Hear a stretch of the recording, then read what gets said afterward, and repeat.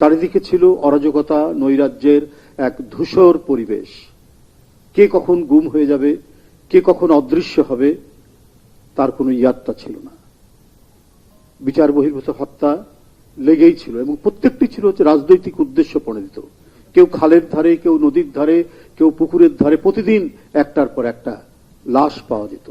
সেটা উপজেলা চেয়ারম্যান হতে পারে, সেটা সাবেক এমপি হতে পারে, সেটা কোনো ছাত্র নেতা হতে পারে, সেটা কোনো যুব নেতা হতে পারে, যারা গত সরকারের রাজনৈতিক মতামতের ভিন্ন মত প্রদান করত।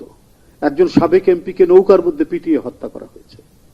এই নৈরাজ্যের এক ঘন অন্ধকারের মধ্যে এক বিপুল তরঙ্গের আন্দোলনের মধ্যে দিয়ে আমরা 5ই আগস্ট পেলাম এবং একটি পরিবর্তন ঘটল।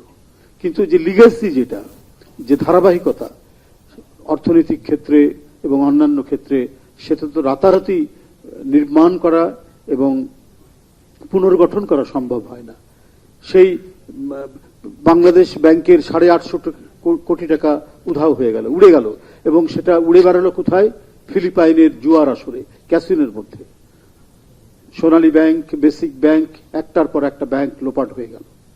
অর্থনীতির এক কঠিন অবস্থা। লোক দেখানো কিছু মেগা প্রজেক্টের নামে মেগা লুটপাট, মেগা দুর্নীতির আমরা রূপকথার সমস্ত গল্প সেই সময় শুনে এসেছি, এবং যেটা অত্যন্ত বাস্তব এবং অত্যন্ত সত্য। সেই পরিস্থিতি, সেই লিগ্যাসির ধারায় আজকে নতুন একটি সরকার, যে সরকার অবাধ সুষ্ঠু নির্বাচনের মধ্যে দিয়ে, ইনক্লুসিভ নির্বাচনের মধ্যে দিয়ে ক্ষমতায় এসেছে এবং ক্ষমতায় এসে রাষ্ট্র পরিচালনা করছে। এবং নির্বাচনের প্রাক্কালে যে প্রতিশ্রুতিগুলো দিয়েছিলেন, যে অঙ্গীকারগুলো করেছিলেন সরকার প্রধান জনাব তারেক রহমান, সম্মানিত প্রধানমন্ত্রী, সেই প্রতিশ্রুতিগুলি পূরণেই তিনি ক্ষমতা গ্রহণের প্রায় প্রথম দিন থেকে অথবা দ্বিতীয় দিন থেকে তিনি শুরু করেছেন তার কর্মযজ্ঞ। আপনি ফ্যামিলি কার্ড বলুন, আপনি কৃষক কার্ড বলুন, আপনি খাল খনন বলুন, আপনি বৃক্ষরোপণ বলুন, নানাবিধ কর্মকাণ্ডের মধ্যে দিয়ে তিনি যে এই প্রতিশ্রুতিগুলো যেটা দিয়েছিলেন, সেই কর্মকাণ্ডগুলো তিনি অব্যাহত রেখেছেন। দিন রাত নিরন্তর প্রচেষ্টার মধ্যে দিয়ে তার প্রতিশ্রুতি বাস্তবায়নে তিনি কোনো ধরনের কমতি করেননি, ক্রমাগতভাবে সেটা করে যাচ্ছেন। এর মধ্যে বিভিন্ন ডিজাস্টার, দুর্যোগ, প্রাকৃতিক দুর্যোগ এবং আন্তর্জাতিক বিভিন্ন ঘটনা প্রবাহ, আমাদের যে স্মুথ যে উন্নয়নের যে গতি, সেখানে অনেকটা বাধা হয়েছে। কিন্তু সেই বাধা থাকার পরেও সেটাকে অতিক্রম করে এই সরকার জনগণের স্বস্তির জন্য এবং জনগণের কল্যাণের জন্য তার কাজ অব্যাহত রেখেছেন।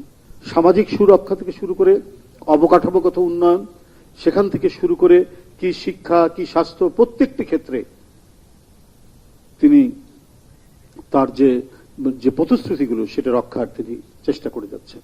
আজকে বিভিন্ন সেক্টরে যে সমস্ত আমরা ইয়েগুলো দেখি, যেখানে হয়তো যে বিভিন্ন সংকটগুলো দেখি, সেই সংকটগুলো উত্তরণের জন্য প্রয়োজনীয় যে নির্দেশনা, সেই নির্দেশনা দিচ্ছেন। একটা দেশ থাকলে পরে আপনার মহামারী আসতে পারে, সেখানে নানা প্রাকৃতিক দুর্যোগ আসতে পারে, বন্যা আসতে পারে, ভূমিকম্প হতে পারে, কিন্তু জনগণের একটি সরকার থাকলে সেগুলোকে মোকাবেলা করে মানুষের কল্যাণে কাজ করে যাওয়াই হচ্ছে সেই সরকারের ব্রত।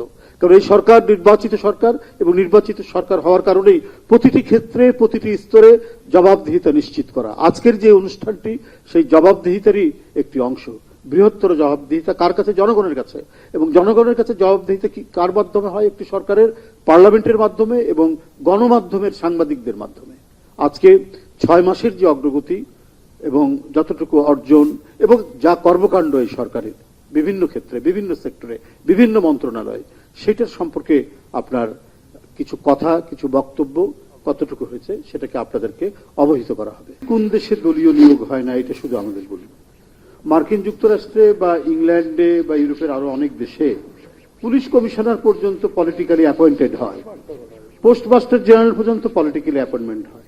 আপনি দেখেন যে সে যোগ্যতা আছে কিনা, তার ইউনিভার্সিটি গ্র্যাজুয়েশন এবং পোস্ট গ্র্যাজুয়েশন আছে কিনা।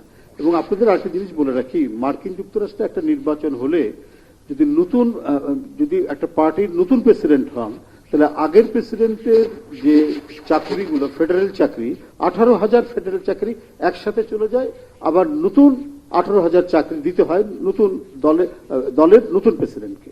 এই স্পয়লার সিস্টেম বলা হয় এটাকে। এই স্পয়েলের সিস্টেম পৃথিবীর বহু দেশে আছে, গণতান্ত্রিক দেশে আছে।